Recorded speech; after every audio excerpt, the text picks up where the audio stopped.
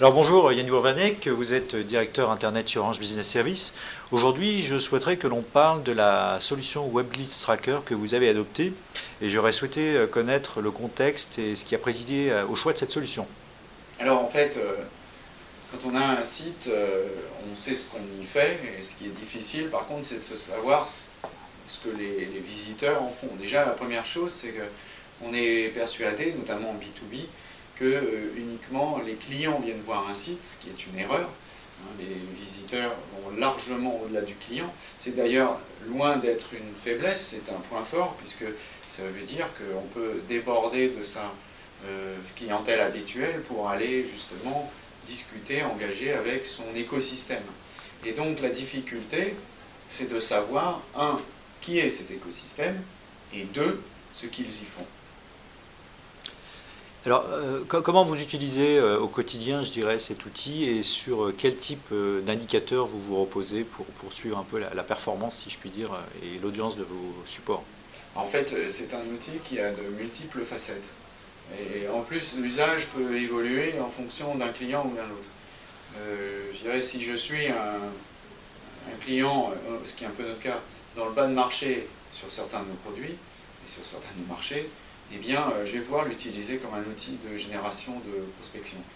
Parce que c'est relativement aisé de repérer des entreprises intéressées par une offre particulière pour pouvoir ensuite faire un plan de prospection, puisqu'elles sont petites, donc c'est relativement facile d'accéder à la personne idoine. Même si on ne sait pas, bien entendu, pour des raisons déontologiques évidentes, quelle personne a regardé quoi à quel moment. Si je suis plutôt orienté grandes entreprises, il va y avoir un usage beaucoup plus qualitatif et intéressant, à mon avis encore plus intéressant, qui est déjà de valider la qualité et la pertinence du lectorat. Parce que une des choses, alors notamment ce qu'on fait sur les blogs, les questions qu'on avait, disons, au tout début, on a lancé des blogs, c'est oui, ok, c'est sympa vos blogs, mais ça sert à quoi? Et avec cet outil-là, eh bien, en une carte, il y a une sorte d'outil qui permet de faire un nuage de tags avec les noms des entreprises qui viennent vous visiter. Eh bien, en une page, vous pouvez immédiatement dire qui vient vous voir et quels sont les publics pertinents de vos contenus. Et c'est ça qui est très intéressant, c'est que ça vous permet, alors qu'à l'origine, une démarche de médias sociaux, notamment de blog, n'est pas une démarche de ciblage, eh bien, ça permet de montrer le ROI de la chose. Alors, bien que ce soit un ROI, je dirais, qualitatif, mais c'est très évident, à partir du moment où vous avez touché vos cibles, eh bien, d'être revenu à la case départ, et en général, la question du ROI disparaît.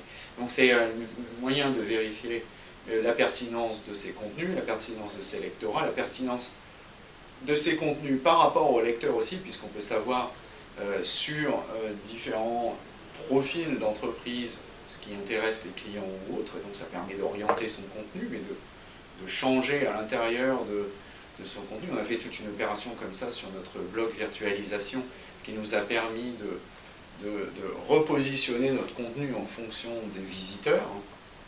Et puis alors il y a une petite astuce que j'aime bien, c'est je dirais le bonus. Alors ça a un très mauvais nom, ça s'appelle l'espion.